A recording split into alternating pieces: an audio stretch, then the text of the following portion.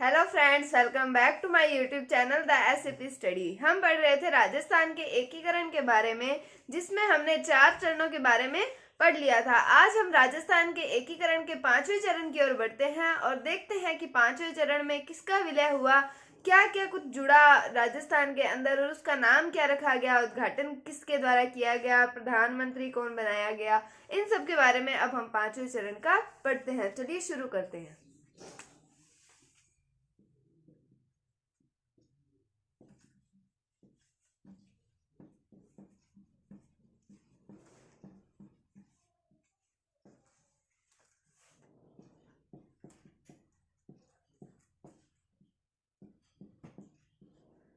तो 5वें चरण के अंदर बना था बृहत्तर राजस्थान,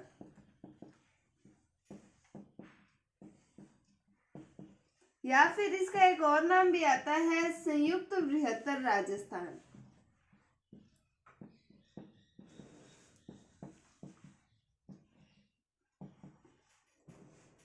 तो इसका निर्माण हुआ था 15 मई 1949 ईस्वी को।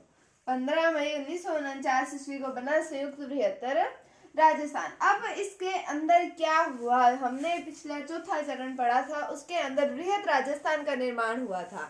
क्या पढ़ा था हमने संयुक्त राजस्थान के अंदर जोड़े थे जयपुर, जोधपुर, जैसलमेर और बीकानेर। साथ में एक ठिकाना था, वो था लावा।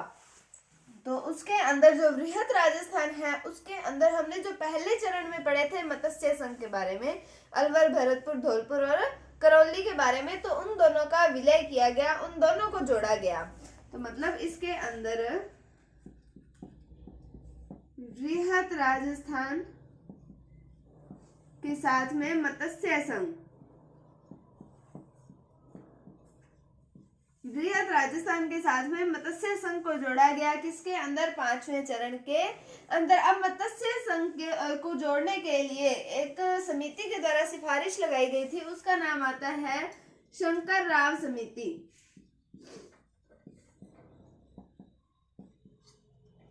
तो शंकर राव देव समिति के द्वारा सिफारिश की गई थी कि मत्स्य संघ को बृहत्तर राजस्थान में मिलाया जाए, तो बना था, तो मत्स्य संघ को मिलाया गया था बृहत्तर राजस्थान के अंदर।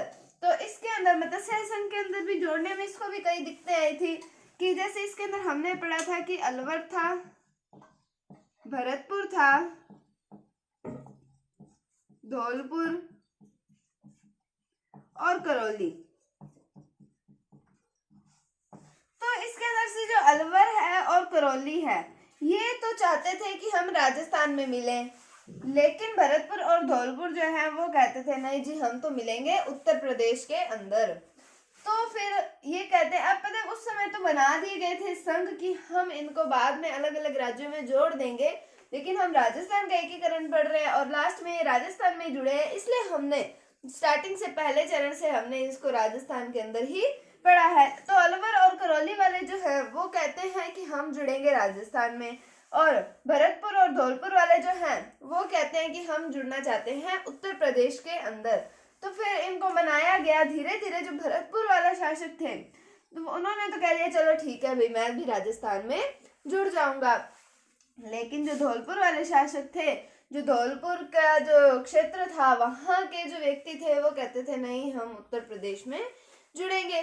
बहुत मुश्किल से मनाने के बाद ये धौलपुर वाले भी माने कि चलो ठीक है, हम राजस्थान के अंदर जुड़ जाते हैं।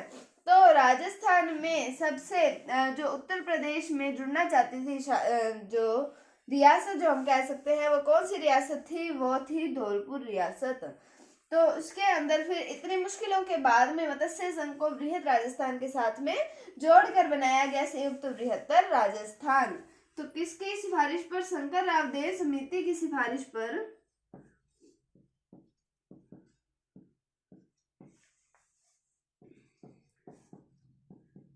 मत्स्य संघ को बृहत्तर राजस्थान में मिलाया गया।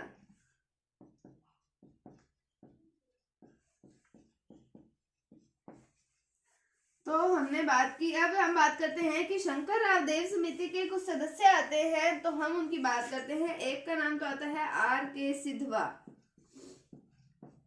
और एक और सदस्य आते हैं प्रभु दयाल। तो बात कर रहे हैं हम बृहत्तर राजस्थान या संयुक्त बृहत्तर राजस्थान। कब निर्माण हुआ इसका? 15 मई 1949 को इसमें बृहद राजस्थान में मत्स्य संघ को जोड़ा गया और शंकरराव देव समिति की सिफारिश पर मत्स्य संघ को बृहत्तर राजस्थान में मिलाया गया। और हमने बात की इसके सदस्यों की, तो R.K. सिधवा और प्रभु दयाल जो है वो शंकरराव देव समिति के सदस्य आते हैं। उसके बाद में हम बात करते हैं कि बृहद राजस्थान के साथ में जोड़ा है मत्स्य संघ को। तो मत्स्य संघ को जब बृहद राजस्थान में हमने देखा था कि कौन कौन सी रियासतें थी। एक तो संयुक्त राजस्थान के अंदर वो जो जयपुर, जोधपुर, जैसलमेर और बीकानेर वाली रियासतें जोड़ी गई थी। तो यहाँ पर राजधानी बनाई जाएगी जयपुर को।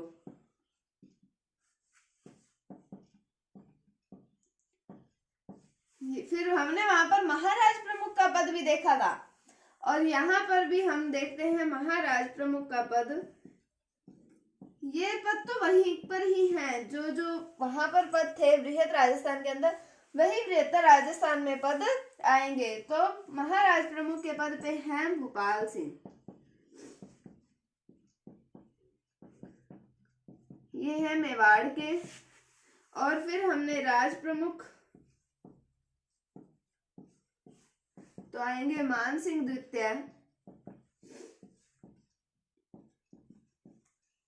ये है जयपुर के।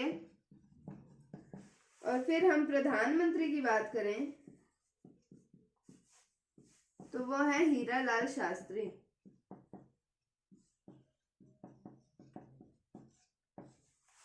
तो राजधानी बनाई गई जयपुर को, महाराज प्रमुख वही भोपाल सिंह, राज प्रमुख मान सिंह द्वितीय और प्रधानमंत्री हैं हीरालाल शास्त्री। और एक बात आती है कि ये जो संयुक्त बृहत्तर राजस्थान है इसका उद्घाटन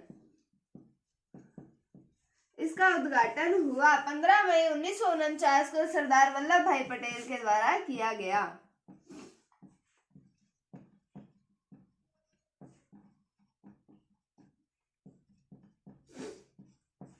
तो उद्घाटन 15 मई 1949 को सरदार वल्लभ भाई पटेल के द्वारा किया गया। तो ये था हमारा राजस्थान एकीकरण का 5वां चरण, जिसका नाम हमने पढ़ा बृहत्तर राजस्थान या संयुक्त बृहत्तर राजस्थान। अब हम पढ़ते हैं अगले चरण को, जो आता है छठा चरण, जिसके अंदर अब हमारे इस क्षेत्र का नाम रखा जाएगा राजस्थान।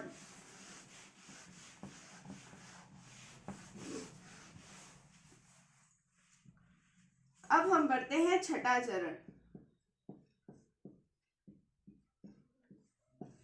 इसका नाम आता है राजस्थान और इसका निर्माण कब हुआ? 26 जनवरी 1950 को। 26 जनवरी 1950 को राजस्थान का निर्माण हुआ है। कौन सा चरण पढ़ रहे हैं हम? छठा चरण। अब हमने जब बात की थी तब हमने एक रियासत सिरोही की बात की थी। उसको चाहते थे सरदार वल्लभ भाई पटेल चाहते थे गुजरात में मिलाना है, जिसको उस समय बॉम्बे प्रदेश कहा जाता था। ये बात मैं आपको पिछली वीडियोस में बता चुकी हूँ। तो उसका अब आगे बात सिरोही पर, कि अब हमें विलय करना है सिरोही का। हमने कल तक पढ़ लिया था कि 18 रियासतों का विलय हो गया था। अब बची एक रियासत, और वो रियासत कौन सी है? वो है सिरोही। अब जो सरदार वल्लभ भाई पटेल हैं वो तो चाहते हैं कि सिरोही का विलय हो जाए बॉम्बे प्रदेश के अंदर, लेकिन नहीं, जो राजस्थान के जो कार्यकर्ता हैं वो कहते हैं कि नहीं जी, यहाँ पर हमें तो राजस्थान में ही चाहिए सिरोही। अब सिरोही के अंदर दो स्थान आते हैं, एक आता है आबू और एक आता है देलवाड़ा। आबू और देलवाड़ा, आबू के अंदर तो टूरिस्ट आते हैं। आबू मतलब एक ठंडा स्थान है, हम कह सकते हैं पहाड़ी इलाका हो गया। राजस्थान के अंदर हर जगह पर लगभग हम देखें तो रेतीला भूभाग मिलता है हमें। तो आबू एक ऐसा क्षेत्र था जहाँ पर पहाड़ी क्षेत्र था, जहाँ पर टूरिस्ट आ सकते थे और हमें टूरिस्ट रेवेन्यू मिल सकता था। और देलवाड़ा के अंदर जैन मंदिर थे, तो यहाँ से भी हमें टूरिस्ट रेवेन्यू मिल सकता था। लेकिन जो सरदार वल्लभ भाई पटेल थे वो चाहते थे कि ये दो क्षेत्र आ जाएं बॉम्बे प्रदेश के अंदर, जिससे इसका टूरिस्ट रेवेन्यू जो है वो मिल जाए बॉम्बे प्रदेश को। लेकिन अब फिर जो राजस्थान के कार्यकर्ता हैं वो कहते हैं कि नहीं, हमें तो सिरोही चाहिए। तो फिर जो सरदार वल्लभ भाई पटेल हैं वो बहुत अच्छी ट्रिक लगाते हैं अपने हिसाब से, तो कि वो आबू देलवाड़ा के साथ में 89 गांव, लगभग क्षेत्र बन जाता है 304 वर्ग मील। ये क्षेत्र तो मिला देते हैं बॉम्बे के अंदर, ये क्षेत्र गया बॉम्बे के अंदर, और बाकी बचा हुआ जो क्षेत्र है वो आ जाता है राजस्थान के पास। वो राजस्थान के पास आ गए। भाई राजस्थान वाले कहते हैं कि हमें तो गोकुल भाई भट्ट भी चाहिए। तो जो सरदार वल्लभ भाई पटेल हैं वो गोकुल भाई भट्ट का गांव आता है हाथल, उसको मिला देते हैं राजस्थान में। लो भाई, आपके गोकुल भाई भट्ट आपको दे दिए। तो ये ट्रिक अपनाई जाती है सरदार वल्लभ भाई पटेल के द्वारा आबू देलवाड़ा को बॉम्बे में मिलाने के लिए। तो अब इसके अंदर, इस चरण के अंदर, छठा चरण जो हम पढ़ रहे हैं राजस्थान एकीकरण का, उसमें आधा ही आ गया है हमारे पास में। तो अब हम उसको देखते हैं।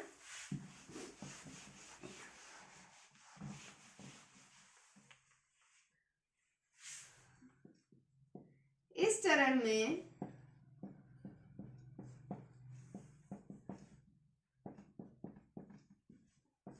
सिरोही रियासत का विभाजन किया गया।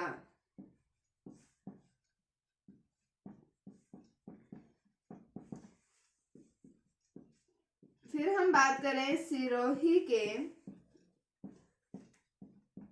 आबू व देलवाड़ा सहित 89 गांव, 89 विलेजेस जो हैं, लगभग क्षेत्र हो गया 304 वर्ग मील।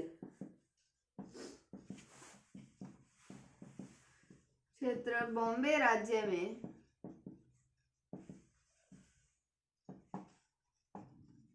मिलाए गए तथा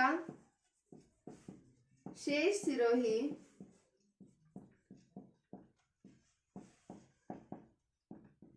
राजस्थान में मिला दिया गया, जिसमें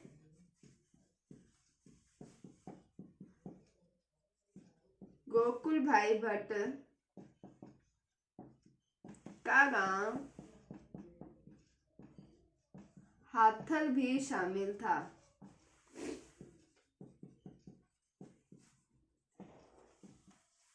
तो हम पढ़ रहे हैं छठे चरण के बारे में, जिसका नाम हमने पढ़ा राजस्थान। 26 जनवरी 1950 को इसका निर्माण हुआ था, और इस चरण के अंदर सिरोही रियासत का विभाजन हुआ, और सिरोही के आबू देलवाड़ा के साथ में 89 गांव जो है, लगभग 304 वर्ग मील का क्षेत्र जो है, ये बॉम्बे राज्य में मिला दिया गया। उसके बाद में जो शेष सिरोही बचा था वो राजस्थान के अंदर मिला दिया, जिसमें गोकुल भाई भट्ट जो आते हैं उनका गांव जो हाथल भी शामिल था, जिसको राजस्थान में मिलाया गया था। अब हम बात करें कि ये जो प्रक्रिया है ये पूर्ण हुई 26 जनवरी 1950 को, और 26 जनवरी 1950 को ही हमारे देश में हमारा संविधान जो है वो लागू हुआ था। तो उससे आपको ये प्रक्रिया याद रह जाएगी कि 26 जनवरी को सिरोही का विभाजन किया गया था। तो ये प्रक्रिया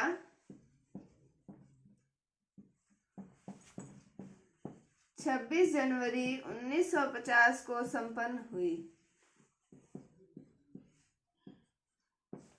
और 26 जनवरी 1950 को ही हमारे इस प्रदेश का नाम रखा गया था राजस्थान। राजपूताना पहले कहा जाता था राजस्थान के क्षेत्र को, फिर इसका नाम बदल दिया था और कर दिया राजस्थान। इस दिन हमारे प्रदेश का नाम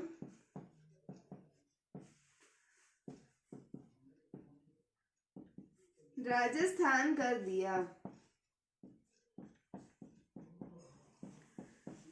अब उसके अंदर, अब जब 26 जनवरी 1950 को हमारा संविधान लागू हो गया, तो उसमें कहा कि अब यहाँ पर प्रधानमंत्री के पद को कर दिया जाए। राज्य में प्रधानमंत्री नहीं होगा, प्रधानमंत्री एक केंद्र में ही होगा, जो बनाए गए थे जवाहरलाल नेहरू को। अब यहाँ पर जो भी बनाया जाएगा वो प्रधानमंत्री नहीं होगा, वो होगा मुख्यमंत्री। तो यहाँ पर मुख्यमंत्री बनाया गया हीरालाल शास्त्री को। हीरालाल शास्त्री को बनाया गया मुख्यमंत्री। हीरालाल शास्त्री जो हैं वो राजस्थान के प्रथम मनोनीत मुख्यमंत्री थे। उसके बाद में अब हमने बात की इसके अंदर, अब छठा चरण जो है इसके अंदर जो बृहत्तर राजस्थान है इसके साथ में विभाजित सिरोही को मिलाया गया था।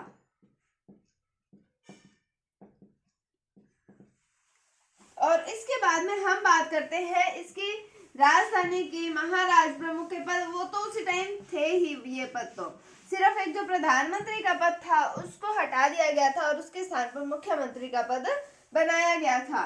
तो हम बात करें इसकी राजधानी की, तो राजधानी आएगी जयपुर। फिर महाराज प्रमुख वो है भूपाल सिंह, और जो राज प्रमुख हैं वो आते हैं मान सिंह द्वितीय। और मुख्यमंत्री मैंने आपको बता ही दिया किसको बनाया गया, हीरालाल शास्त्री, और वो राजस्थान के प्रथम मनोनीत मुख्यमंत्री थे। तो राजधानी जयपुर, महाराज प्रमुख भूपाल सिंह और राज प्रमुख बनाया गया मान सिंह द्वितीय को। तो ये था राजस्थान एकीकरण का छठा चरण जिसका नाम रखा गया राजस्थान, और 26 जनवरी 1950 को ये पूर्ण हुआ। ये था राजस्थान एकीकरण के छठे चरण के बारे में। कल हम इसके 7वें चरण पर चर्चा करेंगे। उम्मीद है आपको टॉपिक समझ आया होगा।